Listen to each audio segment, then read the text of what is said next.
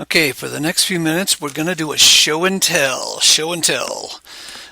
This could be, if you're interested in business, marketing, advertising, success, this could be the most important little show and tell event that you've attended all year, maybe this whole decade. Anyway, so what we're going to show and tell here is old Mr. Bedell's advertising course.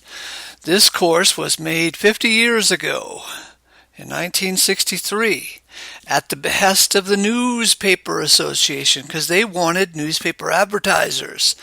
And if you advertise and get good results, then of course you'll advertise again. And so they wanted newspaper advertising clients to be happy. So they commissioned Mr. Bedell to create this advertising course. He was famous at the time in 1963 for knowing how to create advertising, and he created a systematic course so that almost anybody could learn how to create advertising that sells. And so this whole course is called How to Convert White Space into Advertising That Sells. And it's important for today's advertisers who are on the internet to understand that the internet is basically white space unless you know what to put into the space. So anyway, the course comes in 14 little volumes. It's oversized, 11 by 17. And we're going to go through some things that I think are easy to show and tell.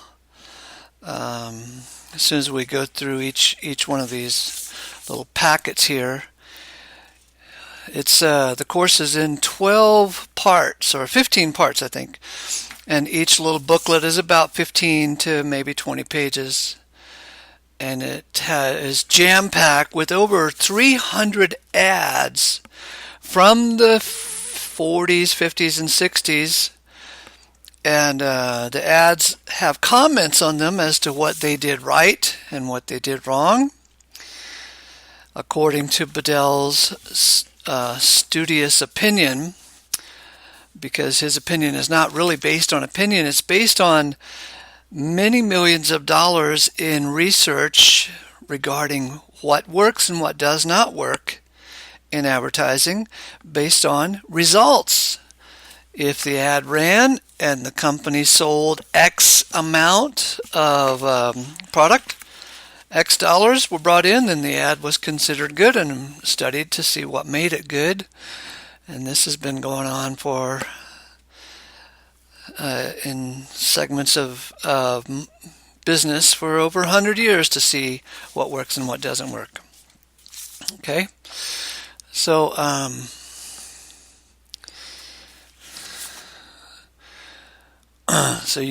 when you have these, this is all the copies you'll have. Anyway, so advertising is much more scientific than a lot of people would let on. A hell of a lot of advertising is based on hunch and intuition. And hunch and intuition does nothing except waste advertising money and waste a good selling opportunity. Okay, so let me show you a couple of things in here that I thought were interesting. When Bedell did his clinics, he used to show these ads right here, the intense copy ads for a washing machine and a refrigerator, and he would ask people in the little seminar if they thought they were good or bad ads, and most of the time people would say they're bad. And Bedell had to teach them that, no, these are pretty strong ads because they give the potential buyer information that he wants. You see, the secret here is that Bedell believes that copy is the king because with copy you can sell more benefits and people buy only to get benefits. Let's see, here's a Davy Jones ad that says how to be sure your best buy How to be sure of your best buy in knitwear. Anyway, so it has some selling copy going on there.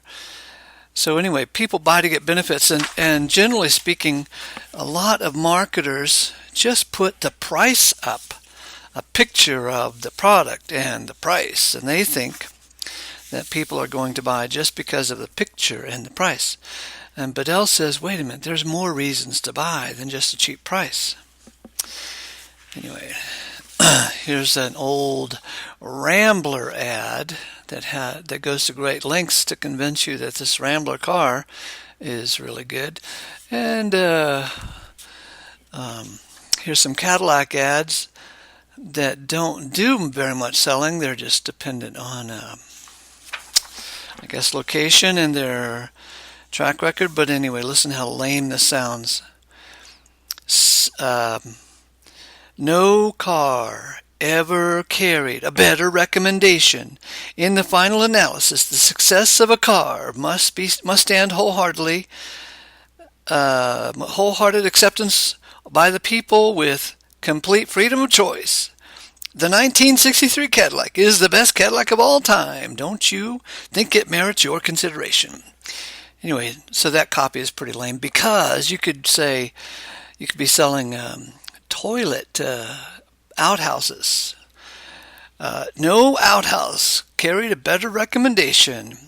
In the final analysis, the success of a Johnny outhouse must stand wholeheartedly on the acceptance of the people who, with complete freedom, the 1963 Johnny outhouse is the best Johnny outhouse of all time. Don't you think it merits your consideration?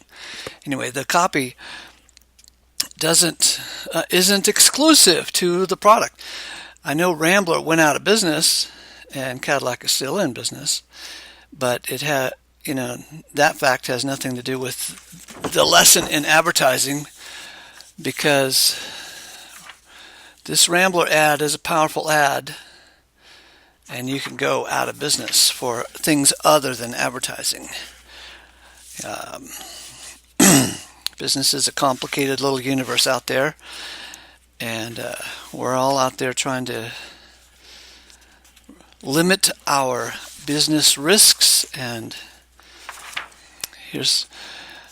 improve our business results. Okay, here is a lawnmower ad put together by a little furniture store. Again, it has long copy, and this is back when lawnmowers cost $84. And it says, cut your grass quickly and easily with the world's first safe power mower. Of course, that ad would not be appropriate today, because almost everybody has a lawnmower, and it's, but at the time in 1963, a safe power mower was a hot thing to have. It was a prestige item, keep up with the Joneses type of thing. Here is a Christmas ad by Morris Furniture Company selling pots and pans, with plenty of convincing copy. And the headline says, serve your family better, tastier, healthier meals with Club Hammercraft waterless cookware. See, right in there, they're not exactly selling on price. If a competitor came along and they were only selling on price, with a picture of the product and the price, then they'd miss out on some sales, because they're selling on a good price of $19 plus the benefit of serving your family healthier, tastier meals if you use this cookware. Okay. So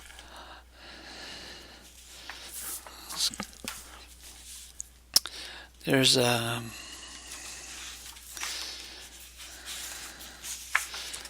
if you're a graphic artist, you'll certainly want to get this set of books, because there's so much in here about graphics, and Oh, things your mother never told you about young men's clothing, part 1. I wanted to show that one to you. Now remember, silly people who don't know Mr. Bedell's science here would say people won't read all that long-winded stuff, but the truth is prospects will read it. Prospects are who you are advertising to attract. You're not advertising for people, you're advertising for prospects. Okay, now here's 2 carpet ads, and they both look very much alike. And the first one ran, and it got almost no results. Almost negligible. It's negligible results. The second one ran, and it got 15 jobs for carpet installation right off the gate. And they look very much the same. I'll pan it here real slowly so you can see that both of these ads look very much the same, but one had a hell of a lot of selling power, and the other was rather weak and anemic. And what is the difference? Well, the difference is this second ad over here that sold 15 carpet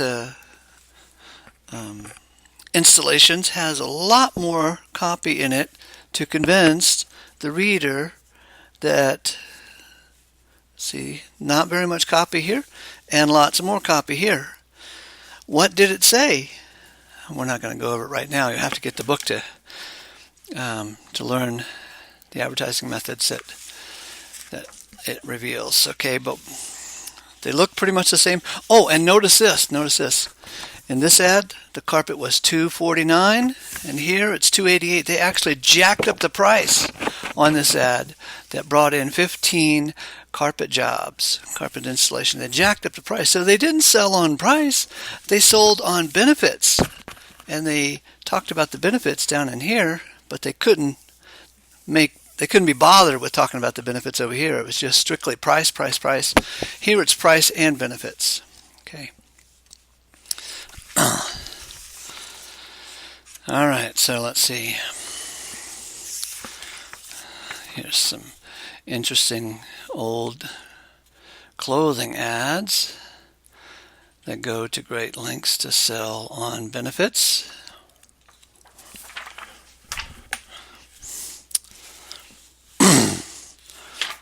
This section is about writing for easy reading.